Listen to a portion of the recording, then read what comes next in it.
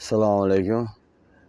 Gaz hisoblagich blokka tushib qolganda yoki puli tugab pul tashlaganingizdan keyin yonmay qolgan holatda nima qilish kerakligini hozir ko'rib chiqamiz.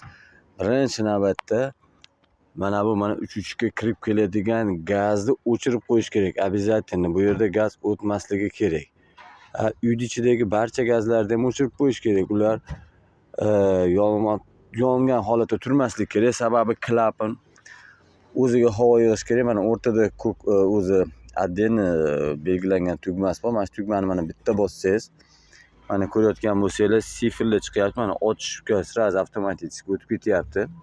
Bu yerda mana antenna turibdi. Ko'rinayotgan bo'lsa, bir marta bosishingiz o'zi ochishga o'tadi. Biroz kutasiz. Biroz kutganingizdan keyin ochishdan keyin antenna chiqish kerak. Bu yerda antennani belgisi, Wi-Fi belgisi chiqadi tarqalib. Bu o'sha kompyuter bilan ulanishda klapanni ochishda belgisi bo'ladi. 10 soniya kutasiz. 10 soniyadan keyin mana yana bitta bossangiz, mana ochildi degan belgi turadi. Ochildidan keyin mana hali ochildi chiqdi, lekin qulf ochilmadi. Ana endi ochildi, mana hisob raqam ketdi.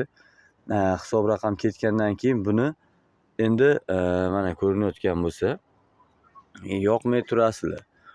Gazni bir 20 daqiqalar yoqmay turish kerak.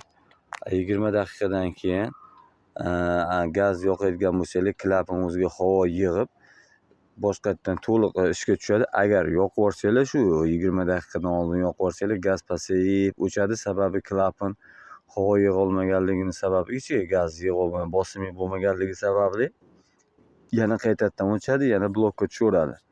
Shu sabab обязательно esingizdan chiqmasin. 20 daqiqa kutib, keyin bu yerda ham ochasizlar. Butun uynikini ham ochib yuborish kerak. Hammaga tushunarli bo'ldi deb o'ylayman. Shu keyin buni o'zini yo'riqnomasi ham bor. Yo'riqnomasida ham to'liq yozib qo'ygan bo'ladi. O'qib tushunib olsanglar bo'ladi.